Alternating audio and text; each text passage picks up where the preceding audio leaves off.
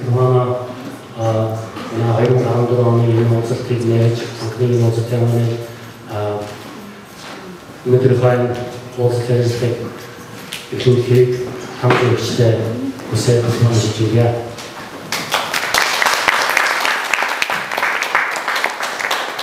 Баярлалаа хамтдаа. Өнөө сайн байцгаана уу?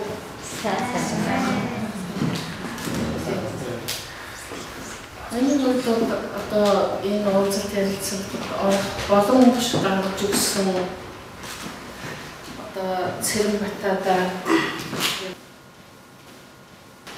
танд одоо монголчууд оюутнуудын элчин сайдын яамныхан тэгээд цахим өглөө төрийн бус байгууллагын бүгд нь одоо яас баяр талархснаа илэрхийлье.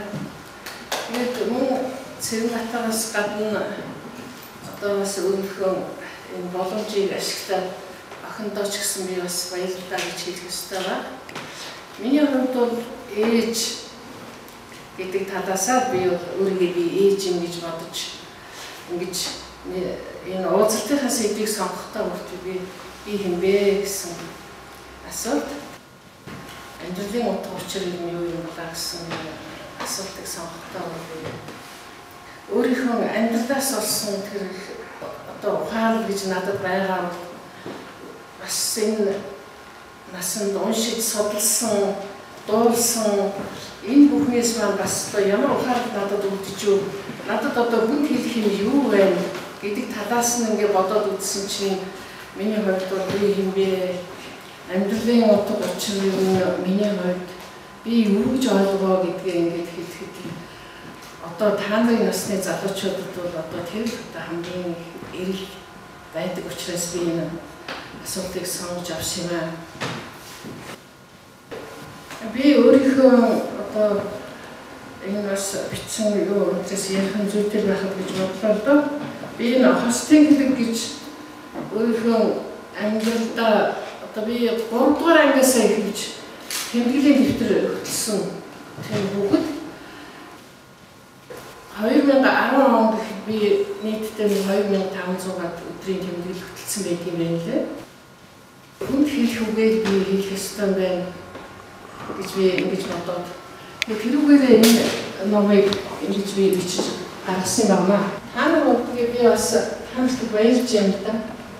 Ингэж уулзж байж нэгийг тань мэдж байж ингэж тэр одоо энэ эвтэнч гэдэг чинь одоо тэгээд хоёр хүний хооронд ч байна тийм би олон хүний дундч байна. Гэтэл чинь тэгээд монголчууд юу эвд хүнчин гэж байсан болоо гэж чин хүн уушаад жигтэй хүн биширч юм. Энэ өгүүлтөөгөө тэгж ярьж байгаа байхгүй юу? Тэгээ энүүнийг одоо Чингис хааны та нар одоо Хулгай хааны хатан сархтан бихий гэж биш үү тийм ээ? Тэр сархтан бихий хатныг бичсэн гэж энийг үздэг юм байна. Тэгээд энэ амар уламжлагдж ирсэн Чингис хааны тэр Хулгай хаанаас хойш 16 дахь илчээ одоо амаар ирээд юу уламжлагдж ирээд энэ хэл нь бол одоо эртний монгол хэлээр болохоор тэрийг бол ойлгохын аргагүй байсан байна. Хамгийн сүүлд надад амьдарч ирсэн Нүрзэг гэдэг хүн энэнийг одоо энэ хөрөлт тоогоо хийж тэгээ хөрөлт тоогоо энэ одооны энэ юунда шинэ энэ монгол юунда оруулаад ингээд ном болгоод гаргасан байна. Нүүдлийн гэрүүлийн онлоо дэлхийг аварна гэсэн одоо тийм ном байна. Тийм фэйсбүүк дээр харчихсан миний нэг таньдаг хүн өндөгийн зам азар бол ер нь урагч юм штэ Монголыг хөдөлсөн юм. 10 жилийн дараа гэхэд тэр хүн түүхээс урагч гэхээр ачигнаа гэдэг биччихжээ. Яг энэ номон дээр байгаа ингэж бичсэн байгаа юм л да. Үгээ хариад устгагчийн эдийг шүтэж эзэрхэгчийг устгах миний элч үрдийн урагчаар тодорч ялдагдахыг өөрт нь мэдүүлсвэ гэж. Монголын төлөө тийм ээ Монголыг аврахын төлөө энэ хүн одоо ингэж өөрийгөө ингэ золиослоод ингэсэн байж хахад тэгээ одооноос нөгөө нэг тэгээ үрдийн урагчаар тодорч ялдагдахыг өөрт нь мэдүүлээч гэсэн байгаа байхгүй юу энэ юунд дээр. Тийм баас. Тийм. Тийм юм байна лээ. Тэгээд ямар ч гэсэн ийм ном байдгийн байна. Биднэрт ийм ном уламжлагдаж ирсэн юм байна. Эдгийг би харин таанаас бас энэ уулзалтын дайлмаараас одоо яачидаа гэж ингэж бодсон юм аа.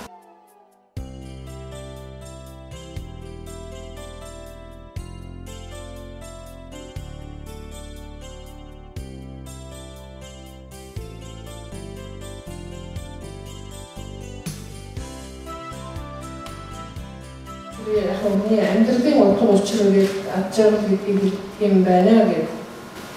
Энэ үеийн сайхан Английн нэг тийм судалгааны газар 2007 оны үед ад жаргалын индекс гэдэг байгаа.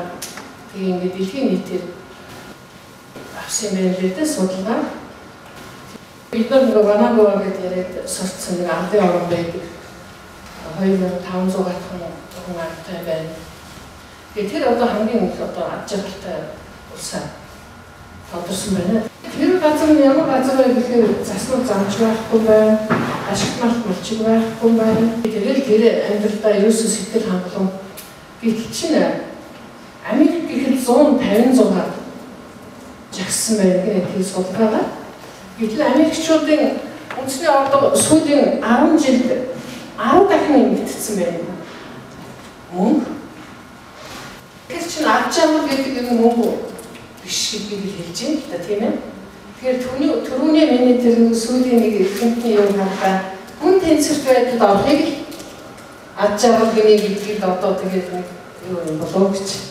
Яг миний өөрийн номон дээр ч гэсэн би эцэст нь бол юм хүн бол ерөөсөө тэгээд хайр гэдэг хамгийн одоо чухал юм тааж. Юмыг л хайрлаж сурах ёстой юм байна. Тэгээ би энэ номон дээр надад одоо хайртайгээд манай 4 хүүхэд өөрийнхөө хайрыг юу гэж илэрхийлж ирсэн юм бэ? Энд олцсон байна. Миний нөхөр одоо надад хайртай гэдгийг илэрхийлсэн хамгийн гоё үг нь юу байв гэдэг. Энд дээр ингээд бичлэлтэй би. Янз янзын асуулт тавиад одоо тэрэндээ ингээд би хариулсан байгаа да. Жишээлх юм бол хайрлаж амьдрах, хайрлуулж амьдрах хоёрын аль нь жаргалтай вэ гэдэг. Тэр хүнийг хайрлаж амьдрах хамгийн жаргалтай байдгийн байна л да. Тэгээ одоо бол би жаргалтай гэж хэлнэ. Энэ жаргалтай. Хүссэн хэмжээндээ би одоо ингээд юм хийгээд явах. Надад хүсэл мөрөөдөл байгаа. Бас над нөгөө бурхнаас өгсөн боломж ч байна. Би өөрийнхөө энэ одоо олон жил өөрөө тойрсон миний боломж ус байна. Одоо би охиндоо ярьж байгаа дөө ер нь бол миний нүрийг тахлах ганцхан юм байх шиг байна гэж. Тэр нь бол одоо миний хийж байгаа тэр өөрийн их зохицол бол тэр бол тэр Монголын түүхэнд бол түүхэн зохицол болж үлдэнэ. Тэрнийхээ тухай бас нэг жаахан яриач гэсэн дараа яг асуултанд дундуур ярих боломж гарвал ингээд би ярина. Бас миний шүлгийг боловтой уншаад Лондонгийн уулзалтан дээр уншсан гээд бичлэг очтоо. Одоо манай давааны миний элчи гэдэг шүлгийн ая хийгээд тэгээ өөрөө дуулаа. Одоо YouTube дээр байж байгаа дуулал ингээд байж байгаа. Тэгээ энэ бол уран бүтээлч хүний хамгийн их баяр. Тэгээд та нартай маш их баярлалаа. Миний шүлгийг зөвөөрөө уншиж бас тэндээс Монгол нутгаа, Монгол ээжийг, Монгол эмэгтэй хүний сэтгэлийг харж явуулдаг та нартай баярлалаа. Тэгээд дахиад цааш надад одоо бас одоо үзэггээ тавьж болохгүй нэ гэдгийг одоо даатгуулыг та нарыг би өгч ийн гэж бодож байна. Би хичнээн баярлалаа.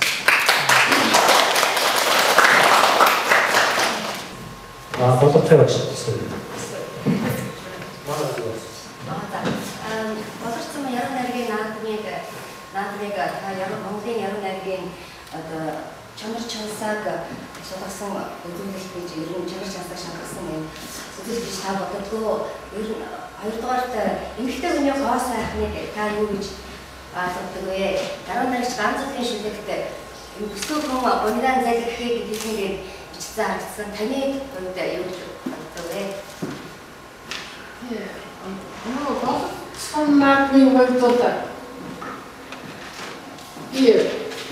яг өөрийнх нь бодж явдаг зүйлийг хэлэхэд бол Монголын яруу найрагт бол одоо сүүлийн үеийн бүрэн хүүгүүд Батуйг энэ төр яриад байгаа шүү дээ, тийм ээ? Тийм. Бидний тийм одоо нэг орсон байна. Дандаа тийм одоо оюуны ертөнцийг ингэж нээсэн, тийм ээ? Хүн тийм шүлгүүдийг бол хүн өөрийнхөө ч тайлж болдог. Тэрийг бол бас утга зохион удаг судлалын үүднээс ч бас ингээ хардаг. Одоогоор бол тийм шүлгүүд нь бол ерөөсөө бодох цамд бол байх байгаа. Баримтлахгүй байгаа.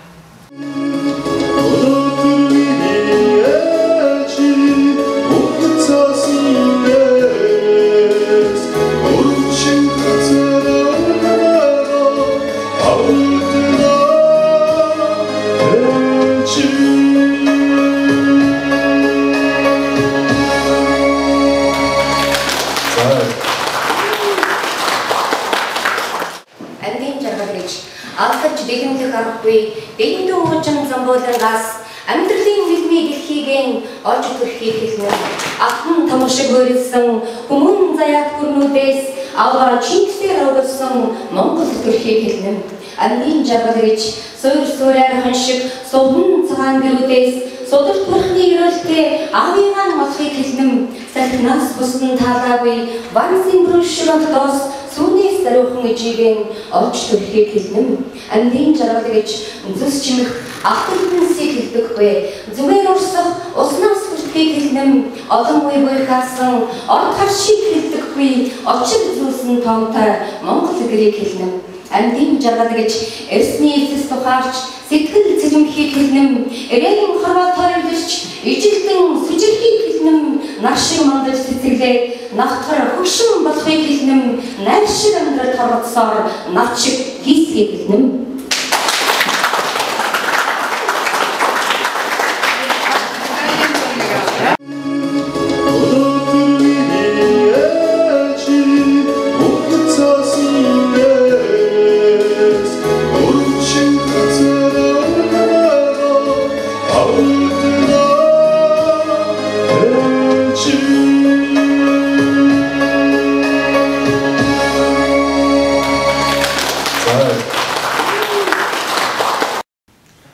Сайн байцгаана уу. Өнөөдөр ингээд оюунлаг өрших хэмээхийн уулзалтанд ирлээ. Сэтгэл маш өндөр байна. Би нэгэн дуу хийсэн одоо дууны маань зохиолч өнөөдөр бидэнтэй ирж уулзлаа. Миний хувьд сэтгэл өндөр байна. Яагаад энэ ээждэг хэмээхийн дуу хийсэн бэ гэхээр шүлгэнэх таалагдсан. Шүлгийн утга агуулгууд маш гүн гүнзгий байсан. Маш сайхан бүтээл болохоор аяндаа урсаад ороод ирсэн гэх үү. Тэгээд энэ оюунлаг өршгөө хэмээгийн сайхан уулздаг зохион байгуулж байгаа Британд монголчуудын холбоо болон үүний зохион байгуулалтын залуучуудад одоо цаашдын ажил үйлсэнд сайн сайхан хүсье.